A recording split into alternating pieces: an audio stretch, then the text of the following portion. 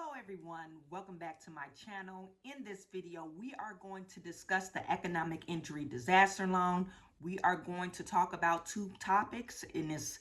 One, verifying your identity in the portal if you're submitting for an increase, and two, if they will pull your credit again once you received a loan prior to your increase. Okay. If you like videos about business credit, business tips, your personal credit, business motivation, you want to subscribe to this channel and click on the notification bell. You will receive a notification every time I upload a video.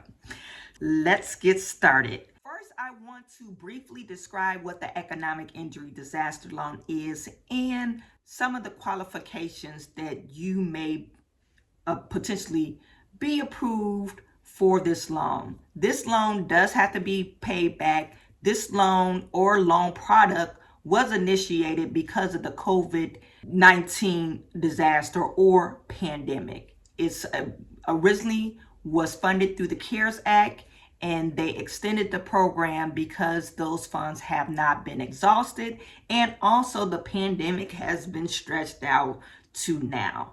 Okay, so it's for any businesses that have been in business prior to COVID-19. That's the start date is February the 1st, 2020.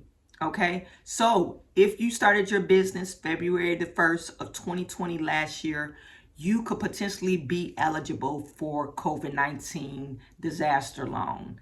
It has a 3.5% loan amount with amortization over 30-year period, and that's for businesses. And if you're a nonprofit, is 2.5% over a 30-year period. Okay, so your loan repayment is really low, and the interest rate is very low compared to the normal SBA products. Usually those products are like 8 to 9% interest rate. SBA calculates your loan amount based off your gross revenues and your cost of goods sold. So you had to have revenues for you to get an economic injury disaster loan. And they base that loan over a 2-year period of your operating costs. And that will be essentially your loan amount, okay? So originally the application was for 6 months of your operating costs. And now they have these portals open. If you were approved prior to them extending the loan amount for the operating costs, you have access to the portal. And now you could go in and request an increase to max out your loan amount, okay? And that's over a 2-year period of operating costs. If you want to learn more about calculating your loan amount to see how much you can potentially approve for, you could put that in the comment section, and maybe I'll make a video about that. Okay, so depending on how many say, oh, I want to learn about calculating the loan amount. So once you say, I have been operating since February the 1st of 2020, I have gross profit and receive payments for my business, I can potentially approve for this loan. Okay, so now you could go to the application. I talked about this application. I will link that application in the video description, and we talked about the most common mistakes on that application. So once you apply for the loan, there are certain things that you need for this loan. You must have filed business taxes for 2019 and 2020.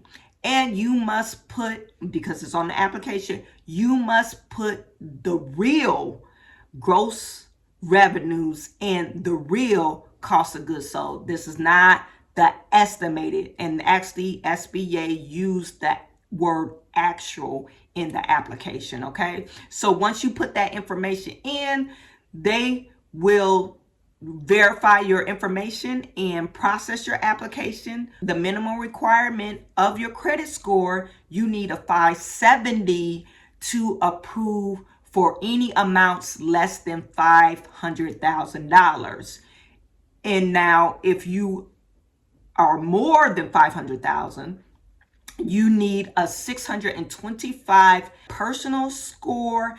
You will become a personal guarantee, and there are some other stipulations with that. If you want to learn more about the stipulations, I will link the video in the description section, and I view what the stipulations are and the new requirements for the SBA for the economic injury disaster loan. Now, let's talk about the main purpose of this video. This video was inspired by some of the questions that I've been receiving, and I wanted to address these questions and comments. Okay, so this question was from Terrence Stanley. Terrence asked me, Chawanne, thank you. I was wondering, why did they pull my credit? I'm assuming pull my credit again, because it's been a while since I requested the recon. Thank you again. Okay, so Terrence, there's one or two things that may have happened. It might have been pulled by mistake, or during your original application, they never pulled your credit. Now, depending on if it's an increase or if this is your first application, they will pull your credit. If you were denied for credit, they will re-pull it. But if they didn't pull it in the original application and they deny you for some other reason, they will pull your credit.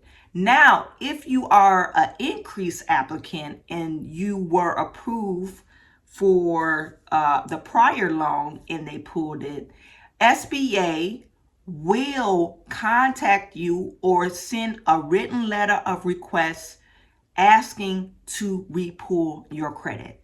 I had to call the SBA to verify this information, and the representative told me they will only re-pull your credit if they didn't originally re-pull your credit, one, and two, if you were denied prior because of credit, and three, it's been a while since your first applicant or first loan, and they have to re-pull your credit just to see if you're still in good standing.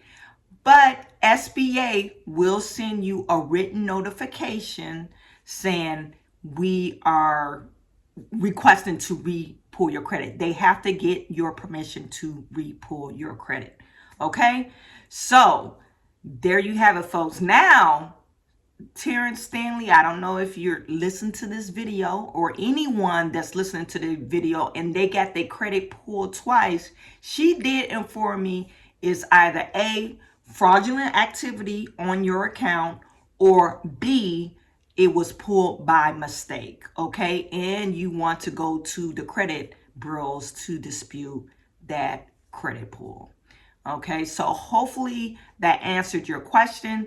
If you have more questions in regard to the SBA pulling your credit, just leave the comment and or questions. So the next point I want to talk about is verify your identity. So once you put your increase in, about 24 hours later, they will ask for you to submit your verification identity complete. It's like a 4 or 5 questionnaire to verify your identity. 2, they will ask for your 4506T forms and that P022 form, which is a standard resolution form that's required, and some other information just to verify your bank and all that good stuff. So you just could look to see if that information is correct. Now, if you're one of those people that your identity cannot be verified, this is the steps that you need to take to overcome that problem, because this will slow you up your application if you're going through this.